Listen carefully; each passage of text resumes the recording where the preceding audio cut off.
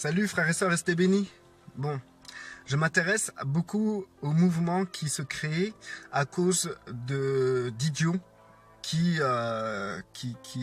d'idiots égoïstes, égocentriques, suprémacistes, qui croient être les meilleurs et qui croient être plus grands que d'autres et que au résultat ils écrasent les autres et de leur comportement naît des mouvements, d'accord.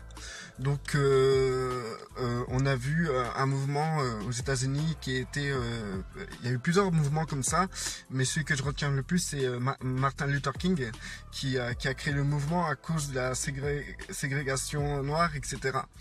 Et c'est né à cause d'abrutis, d'idiots et qui se croyaient supérieurs et qui voulaient assouvir et soumettre les autres personnes. Il y a beaucoup de mouvements qui ont été créés et c'est pas des mouvements qui sont anodins, c'est des mouvements de libération. Et bien sûr il y a des extrêmes dans ces mouvements, mais on ne doit pas cracher sur ça, soi-disant parce qu'il y a des extrêmes. Donc là je vais parler d'un mouvement très intéressant que je suis de près, c'est le mouvement féministe et je suis pour ce mouvement. Alors dites-vous que je ne suis pas pour les dérives de ce mouvement, je ne suis pas pour les féministes qui croient être supérieurs aux hommes, je crois aux féministes qui veulent être l'égale des hommes et qui travaillent sur ça. Dans la société, dans les systèmes, dans leur travail, dans la vie de tous les jours, dans leur foyer. Je suis pour ce genre de mouvement, de ces femmes qui veulent se défendre face aux hommes qui se croient supérieurs aux femmes ou qui sont restés dans des doctrines traditionnelles de comportement qui fait que la femme la femme est faible, la femme doit rester à la maison, la femme ne doit pas travailler, la femme elle est inférieure à l'homme, etc. Et ça, frères et sœurs, si j'en fais une vidéo, c'est pour que nous puissions réfléchir sur ce sujet. Vous allez me sortir, comme d'habitude, oui, c'est écrit dans la Bible que la femme doit se soumettre à l'homme, etc. Mes frères et sœurs, nous parlons de quelle forme de soumission? Est-ce une soumission où la femme doit fermer sa bouche? Où l'homme doit avoir le dernier mot? Une soumission où la femme ne doit pas manifester son opinion? C'est ça la soumission que vous voyez dans la Bible? Moi, je vois pas ce genre de soumission-là. Alors, je suis une personne qui est mariée, j'ai une femme et ma femme n'est pas soumise de cette manière-là. L'opinion de ma femme compte énormément. La personnalité, le caractère, l'individu qui est ma femme m'intéresse énormément et j'aide même ma femme à développer sa personnalité, son identité, comme elle m'aide à développer ce que je suis et ce que je devrais être. Donc du coup, le mot soumission n'est pas perçu de la bonne manière. Parce que comme on voit avec le temps, avec les générations passées, la femme a été soumise. Elle a eu le droit de vote il y a très peu de temps. Vous vous rendez compte? Dans les années 69, la femme s'est rebellée, s'est révoltée pour être libre. Vous vous rendez compte que ça date il y a pas longtemps? La femme a dû chercher sa liberté comme le noir a dû chercher sa liberté parmi les blancs. Et aujourd'hui, il y a toujours des cicatrices, il y a toujours ces stigmates et on diabolise le mouvement féministe qu'on peut voir aujourd'hui. On ne doit pas tout confondre, on ne doit pas cracher sur le mouvement féministe parce qu'il y a des féministes qui sont extrêmes dans leur démarche. Par exemple, les femmes qui viennent manifester les seins nus, je ne pense pas que ça valorise la femme. Les femmes qui se disent féministes et les artistes qui se disent féministes et qui sont presque dénudés et qui font des clips qui dégradent la femme, je pense pas que ça c'est une révolution féministe. Pour moi, une révolution féministe, c'est une femme qui n'a pas peur de répondre à l'homme, de dire à l'homme ses vérités, de reprendre l'homme, de remettre à sa place l'homme. De ne pas se laisser faire parmi les hommes. de revendiquer ses droits, de revendiquer son égalité avec l'homme dans la société. Et quand on parle de société, on parle aussi des ménages. Les ménages vivent dans la société. Donc du coup, si ce mouvement des féministes a un rapport par rapport à être l'égal de l'homme et de le revendiquer, bah moi je suis 100% pro-féministe dans ce domaine. Et nous, les frères et sœurs, en Christ, nous devons encourager ce genre de mouvement. Nous ne devons pas encourager les dérives de ces mouvements. Nous devons encourager cette prise, ce vouloir de liberté des femmes qui sont écrasées par les hommes. Parce que ça reste une vérité. Comme j'ai relevé dans les autres vidéos, c'est une vérité que les Noirs, que les Noirs sont victimes de racisme tout le temps dans les pays blancs, particulièrement en France, parce que moi je suis français, donc je le vis. Et aussi que les femmes sont diminuées dans presque tous les domaines. Et donc, on doit, en tant que chrétien, en tant qu'enfant de Dieu, être pour ce genre de choses. Être pour ceux qui ont un cri de liberté au fond d'eux et qui veulent l'exprimer.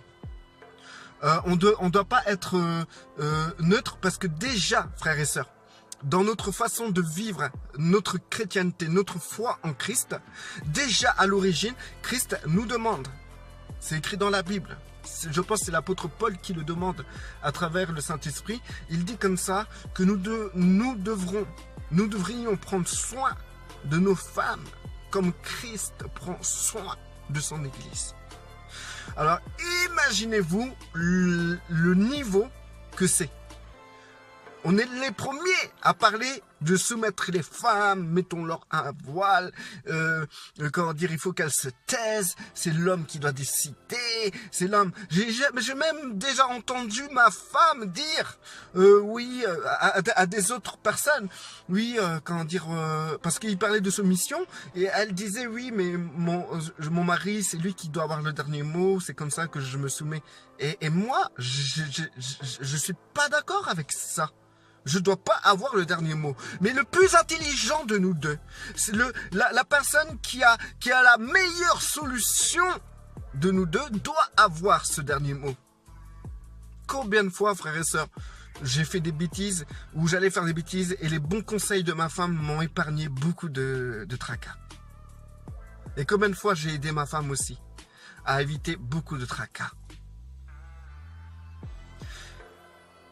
Les chrétiens qui me diront, oui, mais la femme est faible et tout. Ben moi, je vais vous dire, frères et sœurs, quand quelqu'un est faible et qu'on l'aide à porter, on le met soit à notre égal, soit à notre niveau pour l'aider, ou soit on la porte sur le dos et elle est plus élevée que nous. Si la femme est faible, ça ne veut pas dire que toi, tu dois être un courageux homme qui doit prendre les décisions ou qui doit être ferme dans les décisions ou c'est toi qui dois avoir le dernier mot, etc. Non, non. Si la femme est faible, c'est que tu dois diminuer pour que tu puisses être à son niveau. Mais je tiens à vous dire, dans les générations d'aujourd'hui, frères et sœurs, la femme, elle n'est pas plus faible que l'homme, hein. Peut-être avant, au temps où Paul a écrit ça, mais aujourd'hui, la femme est forte. La femme est une combattante. Parce qu'au temps de Paul, la femme n'avait pas autant de liberté comme elle a aujourd'hui. Et les femmes sont déterminantes, combattantes. Il faut encourager cela. Parce que, il y a des mouvements qui se font sur Internet. Je tairai le nom, d'ailleurs, j'ai même effacé les vidéos parce que je voulais plus parler sur les gens, etc. Mais des mouvements qui expliquent que la femme, veut et contrôler l'homme, écraser l'homme, etc. Mais comme je vous dis, c'est une minorité. Comme le noir qui veut écraser les blancs, c'est une minorité. Et le blanc qui veut contrôler le noir, c'est une minorité. Et toujours, les gens se basent et s'arrêtent sur les minorités. C'est pas la réalité, les minorités. C'est pas la réalité, frères et sœurs. Par exemple, vous allez voir, ils ont passé une vidéo où il y a des Arabes qui massacrent un blanc, qu'ils ont massacré un blanc. Et celui qui frappait d'ailleurs, c'était pas un Arabe, c'était un blanc. Tout le monde croyait que c'était un Arabe d'ailleurs. Mais bref, venons dans leur manière de penser. Et ils pensaient que c'était des Arabes. Et donc, du coup, ils ont dit, oh, vous avez vu, les commentaires, c'était ça. Vous avez vu les Arabes et tout. Comment dire, les immigrés. Ils sont là, ils sont violents, ils sont méchants, nanana. Ça, c'est encore généralisé.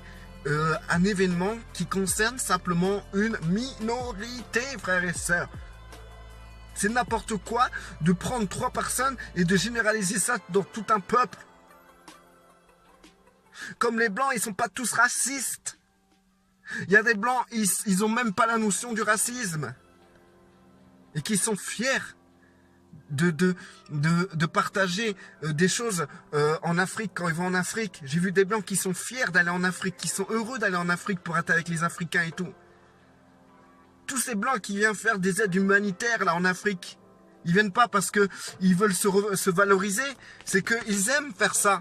Les Blancs qui adoptent les Noirs africains, c'est pas des racistes. Donc on peut pas généraliser une minorité d'enfoirés. Excusez-moi si je suis vulgaire, mais il n'y a pas d'autres propos pour ce genre de minorité qui foutent la merde.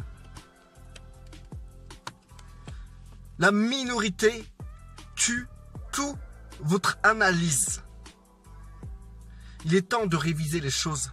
Parce que vous pensez que les Maghrébins qui ont tué là, ce blanc, ce français, vous croyez vraiment, frères et sœurs, vraiment que tous les Maghrébins sont comme ça? Comme j'entends les chrétiens qui disent comme ça, ouais, mais là, il faut faire attention, les Arabes vont nous envahir, ils font une islamisation de la France, attention. Vous êtes dans un délire, mais complet. Qu'est-ce que vous avez peur de la culture arabe? Elle est belle, la culture arabe. Qu'est-ce que vous avez peur de la culture africaine? Elle est belle, la culture africaine. Qu'est-ce que vous avez peur? Vous avez bien accepté la culture américaine, les gars. Vous allez au McDo et vous buvez du coca. Pourtant, c'est de la merde. Bon, ce que je voulais dire, c'est que pourquoi je fais cette vidéo? Parce que je sais que dans le milieu chrétien, quand on commence à sortir le mot féministe, ça vient du diable. C'est le diable, ça vient du diable, c'est pas bien ce qui se passe, ce mouvement vient du diable. Et directement, les gens mettent leur protection, quand on dit, ils sortent les épines d'hérisson, ils sont contre ce mouvement, etc. Et en fait, en réalité, encore une fois, ils généralisent. Pour eux, le mouvement, c'est les femmes qui se mettent les seins nus et qui crient comme ça et tout, qui se manifestent et tout. Ils croient que c'est ça le mouvement féministe, c'est pas ça. Ils croient encore que le mouvement féministe, c'est que la femme se croit supérieure à l'homme. Ça, c'est pas ça le mouvement féministe, parce que ça, c'est une minorité qui croit comme ça. C'est les dérives, c'est les femmes qui ont commencé par vouloir être égaux aux hommes et qui, dans leur extrême analyse, sont rentrées, tout comme vous, dans le fait de généraliser les hommes. Ils ont vu 2-3 hommes méchants dans leur vie, donc tous les hommes sont méchants. Que non! Il y a des hommes qui sont vraiment des gentlemen, des gens qui ont le respect envers son prochain féminin comme masculin. Il y a des hommes qui sont dignes de ce nom et qui savent comment respecter une femme. Il y a des hommes qui sont propres et nous ne sommes pas une minorité, nous sommes une majorité. La minorité, c'est les enfoirés d'hommes qui tabassent leurs femmes, qui manquent de respect à leurs femmes, qui prennent leurs femmes pour des animaux, qui ne considèrent pas leurs femmes doivent fermer leur bouche. Ça, c'est une minorité et ces hommes-là sont des enfoirés d'hommes. Donc, femmes féministes qui croient être supérieures aux hommes, qui détestent les hommes, vous vous trompez. Tous les hommes ne sont pas mauvais. Toutes les femmes ne sont pas mauvaises. Tous les blancs ne sont pas mauvais. Tous les noirs ne sont pas mauvais. Et le point commun dans tout ça, n'oubliez pas que c'est le mot minorité. C'est que, en fait, vous prenez une minorité pour une généralité. Il est peut-être temps de vous asseoir et de réfléchir sur ce sujet. De vous dire, c'est vrai, on a tendance à extrapoler nos opinions d'une manière très simplifiée sur ce qu'on peut voir. Tous les Chinois ne font pas du karaté. Tous ceux qui ont des dreads, tous ceux qui ont des locks, vous voyez mes locks, tous ces gens-là ne fument pas le joint. obligatoirement, et prie Padja, ou ne croient pas que, tous ces gens ne croient pas que ACCSCH c'est le Messie. Moi, j'ai des locks, je crois en Christ comme sauveur et seigneur du monde. Je ne fume pas le joint. Ça fait 7 ans que j'ai arrêté. Je l'ai avant, mais ça fait 7 ans que j'ai arrêté. Je suis clean, je suis sportif. Là, je reviens du sport encore, là. J'ai fait des pectoraux, triceps. Et je ne crois pas que ACCSCH c'est le Messie, mais ACCSCH c'est un bon exemple de combativité. Etc, etc, etc, frères et sœurs, je vais pas me retarder sur ça. Vous avez compris le message. À vous vraiment d'arrêter de prendre la minorité pour une généralité et de gober tout ce qu'on vous donne sur Internet, de regarder tout ce que vous regardez sur Internet et croire que c'est une réalité. Mon frère et sœurs, restez bénis et demeurez dans la paix.